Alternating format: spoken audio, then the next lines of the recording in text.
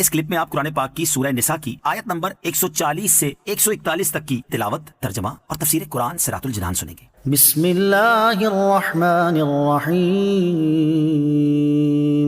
ترجمہ، اللہ کے نام سے شروع جو نہایت مہربان رحمت والا ہے۔ وَقَدْ نَزَّلَ عَلَيْكُمْ فِي الْكِتَابِ أَنْ إِذَا سَمِعْتُمْ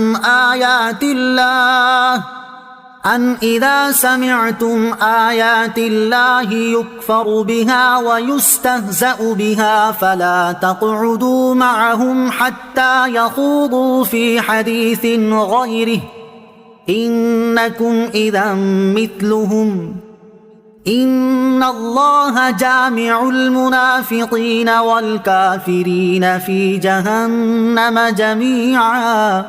ترجمہ، اور بے شک اللہ تم پر کتاب میں یہ حکم نازل فرما چکا ہے کہ جب تم سنو کہ اللہ کی آیتوں کا انکار کیا جا رہا ہے اور ان کا مذاق اڑایا جا رہا ہے تو ان لوگوں کے ساتھ نہ بیٹھو جب تک وہ کسی دوسری بات میں مشغول نہ ہو جائیں، ورنہ تم بھی انہی جیسے ہو جاؤ گے۔ بے شک اللہ منافقوں اور کافروں سب کو جہنم میں اکٹھا کرنے والا ہے۔ وَقَدْ نَزَّلَ عَلَيْكُمْ فِي الْكِتَابِ، اور بے شک اللہ تم پر کتاب میں یہ حکم نازل فرما چکا ہے۔ اس آیت مبارکہ میں واضح طور پر فرما دیا کہ جو لوگ اللہ تعالیٰ کی آیتوں کا انکار کرتے ہیں اور ان کا مذاق اڑاتے ہیں، جب وہ اس خبیث فعل میں مصروف ہوں تو ان کے پاس نہ بیٹھو، بلکہ حکم یہ ہے کہ ایسی جگہ پر جاؤ ہی نہیں، اور اگر جانا پڑ جائے تو جب ہاتھ سے روکنا ممکن ہو تو ہاتھ سے روکو، اور اگر زبان سے روک سکتے ہو تو زبان سے روکو، اور اگر یہ بھی نہ کر سکو تو دل میں اس حرکت سے نفرت کرتے ہوئے وہاں سے اٹھ جاؤ اور ان کی ہم نشینی ہرگز اختیار نہ کرو۔ کیونکہ جب قرآن، شریعت یا دین کا مذاق اڑایا جا رہا ہو اور اس کے باوجود کوئی آدمی وہاں بیٹھا رہے تو یا تو یہ خود اس فعل میں مبتلا ہو جائے گا یا ان کی صحبت کی نحوست سے متاثر ہوگا، یا کم از کم اتنا تو ثابت ہو ہی جائے گا کہ اس شخص کے دل میں بھی دین کی قدر و قیمت نہیں ہے۔ کیونکہ اگر اللہ عز و جل، رسول کریم علیہ الصلوۃ والسلام، قرآن مجید اور دین مبین سے محبت ہوتی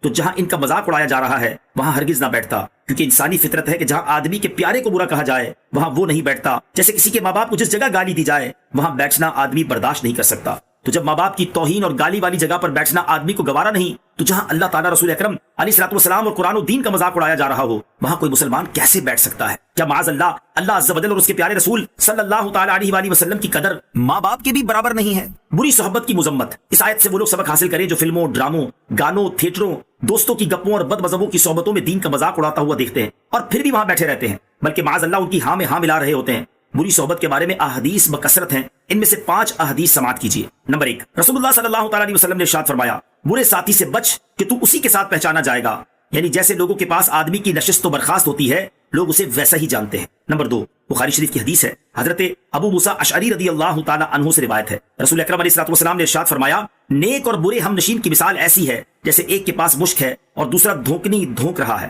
مشک والا یا تو تجھے مشک ویسے ہی دے دے گا یا تو اس سے خرید لے گا، اور کچھ نہ صحیح تو خوشبو تو آئے گی، اور وہ دوسرا تیرے